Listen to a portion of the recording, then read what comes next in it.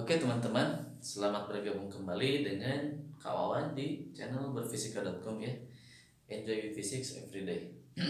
Nah teman-teman, kali ini kakak akan menjelaskan suatu aplikasi soal ya, masih dalam gerak melingkar beraturan. Oke. Dalam kasus ini agak cukup variatif gitu ya, nggak rumit sih, agak cukup variatif karena berhubungan dengan sistem koordinat. Oke, yuk kita lihat seperti apa soalnya. Oke, ini nomor 14. Jadi dalam rangkaian soal-soal kinematika ini, khususnya gerak dua dimensi, kita udah nyampe ke nomor 14 ya. Lumayan banyak ya. Oke. Nah, begini ceritanya. Ada sebuah partikel bergerak sepanjang lintasan melingkar di atas sistem koordinat XY horizontal. Jadi ada XY gitu. Nah, si partikel mulai bergerak, oke, dengan laju konstan. Nah, ini udah jelas. Eh, Sepanjang lintasan melingkar, oke. Kemudian dia laju konstan, oh berarti beraturan. Berarti ini konsepnya gerak melingkar beraturan. Oke, pada saat T pertama, jadi pada saat awal dia mulai bergerak T1 gitu, 4 sekon ya, T awalnya, T1 nya keadaan satu, partikel berada pada posisi ya. Jadi pada saat T awal itu dia udah mulai 4 sekon di titik 5,6. Jadi udah ada posisi awalnya 5,6. Mulai bergerak nih ya. Dan kecepatan 3 meter ke arah atas. Jadi arah V-nya adalah ke atas. Kemudian kecepatannya dalam arah X positif. Jadi kita tahu bahwa dalam gerak melingkar beraturan biasanya eh, kecepatan dan percepatan itu biasa tegak lurus. Oke, kalau ini arahnya ke Y positif, X positif, percepatannya artinya dia saling tegak lurus ya. Oke. Kemudian pada saat waktu yang kedua nih, 10 detik ya, partikel memiliki kecepatan -3 ke arah X positif negatif ya, minus ke arah kiri berarti ya, dan percepatan dalam arah Y positif, berarti Y apa, si percepatannya lagi ke atas. Berapakah koordinat ya, X, Y koordinat itu dari pusat lintasan melingkar tersebut. Oke, jadi lintasan ini pusatnya ada di mana sih, posisinya gitu. Jika T2 kurang T1, selisihnya ya, selisih waktu T2 dan T1 itu kurang dari satu periode. Oke, jadi kalau satu periode itu adalah satu putaran penuh. Nah, berarti kalau T2 min T1 kurang dari satu periode, artinya si partikel itu belum satu putaran penuh gerakannya. Oke, teman-teman bisa kita langsung jawab ya. Oke, jawab. Nah, untuk menjawab situasi seperti ini, alangkah terlebih dahulu kita mencoba visualisasi dulu keadaan soalnya seperti apa. Baru nanti kita menghitung eh, tujuan akhir koordinatnya. Oke, kita coba visualisasi. Pertama, partikel berada dalam posisi 5,6. Oke, teman-teman, kita akan gambarkan dulu. Nah, ini koordinat kartesian ya. 5,6 berarti sumbu X-nya 5, oke. Asumsi di sini gitu ya. 5, ini di sini 6.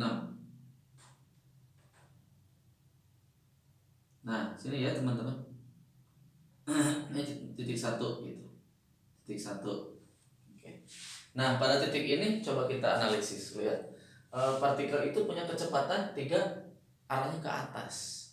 Nah, ingat kalau dalam gerak melingkar ya, teman-teman, yang namanya kecepatan itu adalah garis singgungnya di titik tersebut. Misalkan partikel di sini kita tarik garis singgung. Nah, misalkan dia geraknya ke sini. Misalkan berlawanan jarum jam misal. Nah, di setiap titik kita tarik aja garis singgung. Nah, gitu. Jadi ini V-nya. Terus kalau A-nya yang mana? A-nya itu adalah sentripetal karena gerak melingkar A-nya cuma satu ya, yaitu yang arahnya menuju pusat. Oke. Jadi pokoknya di tiap titik pasti arahnya selalu menuju pusat. Ini A-nya. Oke. Nah, pada titik kasus ini, pada titik T1, si kecepatannya berarti garis singgung nih. Garis singgung kecepatannya ke atas. Nah, berarti dia lagi ke atas ke sini. Sini teman-teman. Nih V-nya, V1 ke atas. Kemudian percepatannya dalam arah X positif. Nah, percepatan sentripetalnya lagi ke kanan, ke X positif. Nah, ke dia ke sini. A nih, A1. Nah, jadi kira-kira seperti ini teman-teman. Si visualisasi gambar dari suatu titik yang arahnya diketahui di soal. Oke. Nah, kemudian pada posisi yang kedua nih, pada waktu T2 10 detik ya. Jadi setelah 4 detik bergerak, kemudian tek 10 detik. Nah, kemudian partikel memiliki kecepatan min 3. Min 3 berarti arah kecepatan garis singgungnya ke kiri tuh. Min 3i, min i, karena min kan. Kemudian percepatannya ke arah y positif, berarti ke atas. Kira-kira di mana posisinya? Berarti kira-kira si partikel ini geraknya adalah searah jarum jam, teman-teman. Kenapa? Karena kan T1 di sini. T2-nya kira-kira nah, di sini, teman-teman. Kenapa di sini? Coba kita analisis. Kecepatannya min i. Tuh, kecepatannya ke dia. Oh, ke sini kecepatannya V2-nya. V2-nya. Terus A2-nya percepatannya y positif ke atas. Tuh, sini. Nah, berarti udah benar kira-kira kita di sini. Si titik 2-nya. Ini titik A gitu, ini titik B. Nah, berarti si partikel itu gerakannya adalah nah gitu. Kira-kira searah jarum jam, teman-teman. Jadi ke sini kira-kira gerakannya. Nah, gitu. Ini kira-kira ya. Ini jari-jarinya nanti ya. Oke. Nah, itu situasinya seperti itu.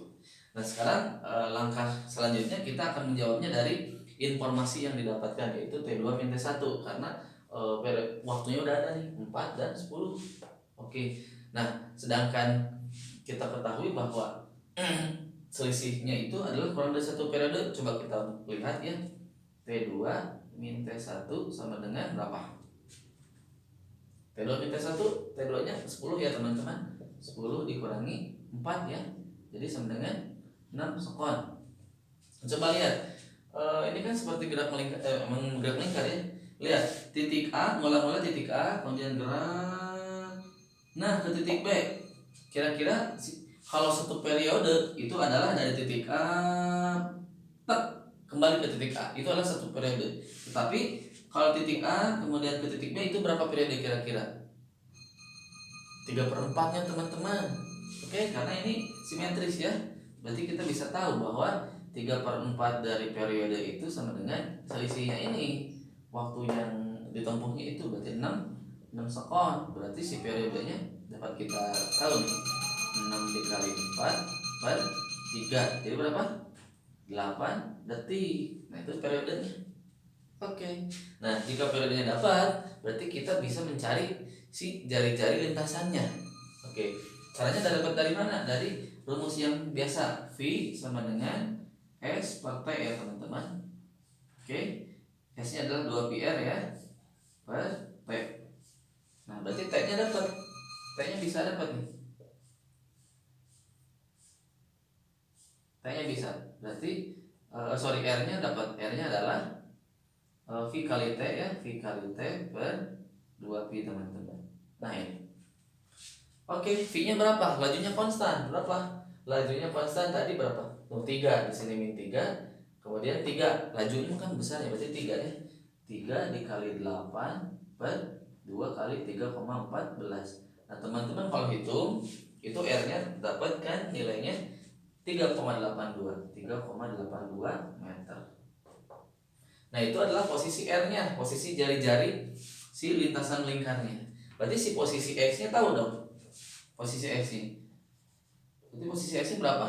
Posisi X-nya kan ada 5 nih, awalnya di sini 5, tinggal ditambahin aja. Berapa? R. Berarti posisi X-nya adalah 5 meter ditambah si R-nya. R-nya itu udah dapat. R-nya 3,82. Berarti 5 tambah 3,82. Jadi 8,82 meter. Kemudian posisi Y-nya berapa? Posisi Y-nya ini kan di sini.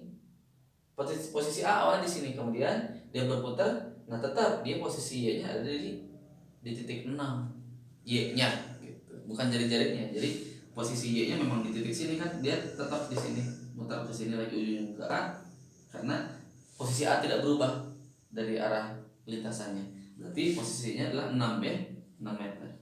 Sehingga koordinatnya adalah, jawabannya adalah ini koordinatnya, koordinat x-nya adalah x, y-nya ya adalah sama dengan ini 8,82,6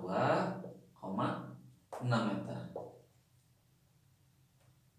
8,82 meter, 6 meter. Nah ini jawabannya teman-teman. Oke, lumayan mudah ya, lumayan singkat juga pembahasan materi kali ini tentang koordinat gerak melingkar beraturan dalam sistem koordinat. Oke, cukup sekian dulu pembahasan dari kakak. Semoga bermanfaat. Dukung terus channel ini dan jangan lupa tombol subscribe-nya ya, diklik agar teman-teman bisa mendapatkan info-info terbaru dari pembahasan soal ataupun materi-materi fisika dasar yang cukup berbobot ya, pemahamannya yang cukup mendalam. Oke, sampai jumpa di lain kesempatan. Salam berfisika.com. Dadah.